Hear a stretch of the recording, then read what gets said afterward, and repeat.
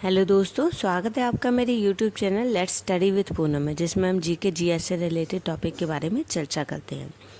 इसी श्रृंखला में आज हम चर्चा करने वाले हैं महाराष्ट्र राज्य के बारे में। महाराष्ट्र राज्य को आज़ादी के समय बॉम्बे स्टेट के नाम से जाना जाता था। वर्तमान के महाराष्ट्र राज्य के दक्षिणी और विदर्भ राज्य को छोड़कर बड़ोदरा, गुजरात, कर्नाटक आदि इसके अंग थे। 1 मई 1960 को इसका विभाजन हुआ, जिसके परिणाम स्वरूप गुजरात और महाराष्ट्र राज्य का उदय हुआ।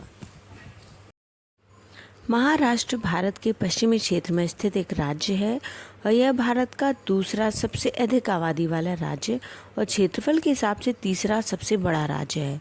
राज्य को बनाने वाले क्षेत्र का इतिहास लगभग 1300 से 700 ईसा पूर्व का है।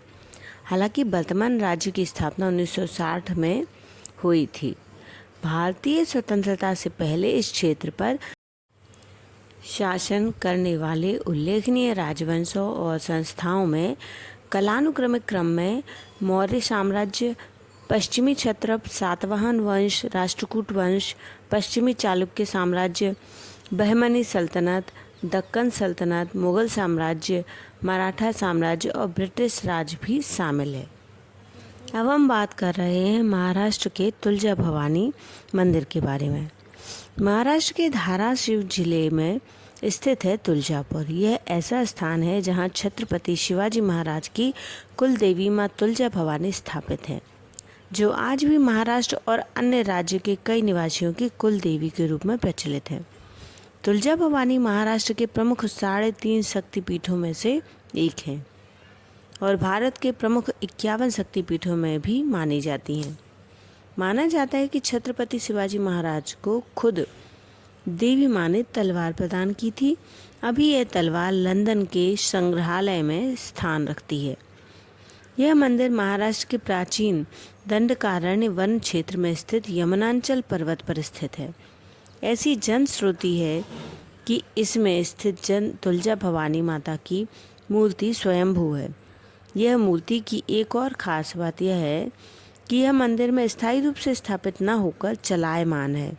साल में 3 बार यह प्रतिमा के साथ प्रभु महादेव और श्री यंत्र खंडल देव जी की प्रदक्षिणा पथ पर परिक्रमा करवाई जाती है।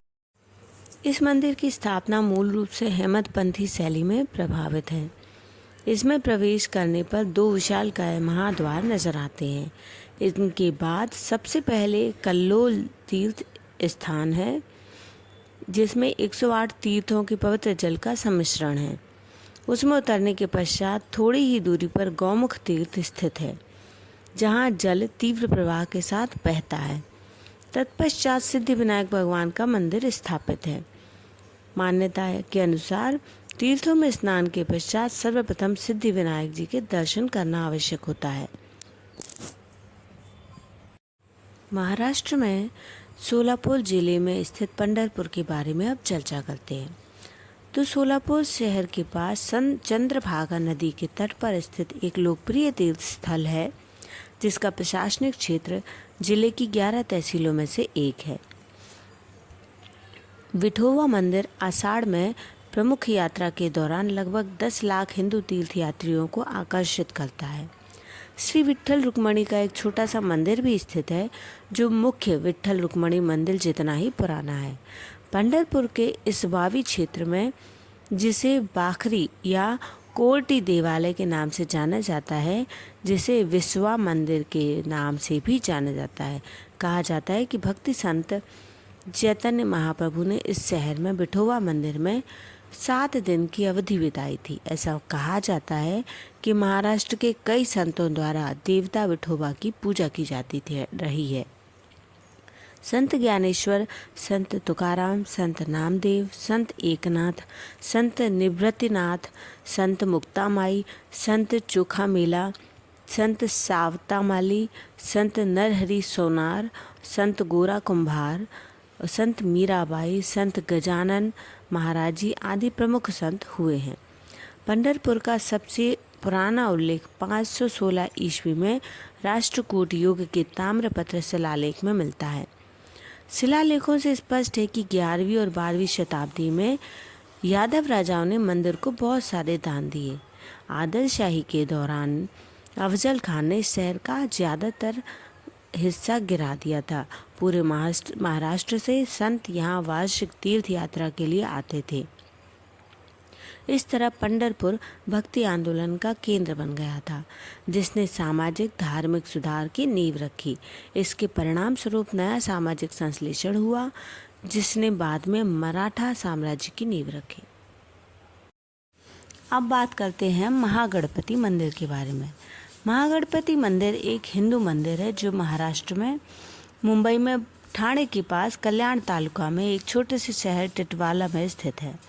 यह मंदिर भगवान गणेश को समर्पित है। माना जाता है टिटवाला ऋषि कण्व के आश्रम का स्थल है, जो शकुंतला के पालक और माता पिता थे, जिनका जन्म यहीं हुआ था।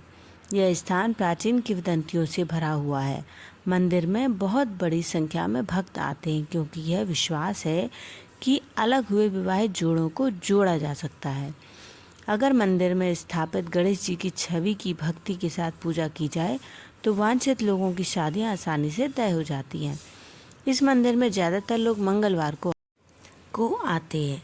किंवदंतियों के अनुसार यह गांव दंडकारण्य जंगल का हिस्सा था, जहां कातकरी जनजाति रहती थी।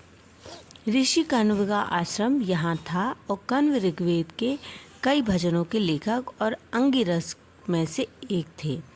उन्होंने शकुंतला को गोद लिया था, जिसे उनके माता पिता ऋषि विश्वामित्र और दिव्य युवती मेनका ने जन्म के तुरंत बाद त्याग दिया था। शकुंतला की कहानी हिंदू महाकाव्य महाभारत में सुनाई गई है। महाकवि कालिदास द्वारा नाटकीय रूप भी दिया गया है। स्थानीय किंवदंती के अनुसार ऋषि कण्व ने अपनी दत्तक पुत्री शकुंतला की समस्या को गंभीरता से समझते हुए उन्हें सिद्धि विनायक के रूप में भगवान गणेश के सम्मान में एक मंदिर बनवाने के निर्देश दिए। उन्होंने उसे आश्वासन दिया कि सच्ची प्रार्थना से सिद्धि विनायक उसे आशीर्वाद देंगे और एक बार फिर उनके पति दुष्यंत के पास पहुंच जाएंगी। अतः काफ़ी प्रयास और समय बीतने के बाद यह सच हुआ और उस समय तक शकुंतला, जो दुष्यंत से विवाह करने के बाद गर्भवती हो चुकी थी, उन्होंने एक पुत्र को भी जन्म दिया, जिसे महाभारत महाकाव्य के अनुसार भरत के नाम से जाना जाता है। पांडव और कौरव भरत के वंशज थे। इस वीडियो में हमने महाराष्ट्र के कुछ धार्मिक स्थलों के बारे में कुछ संक्षिप्त ज्ञान जानने की कोशिश की है। तो यदि हमारा वीडियो आपको पसंद आता है तो चैनल को लाइक, शेयर और सब्सक्राइब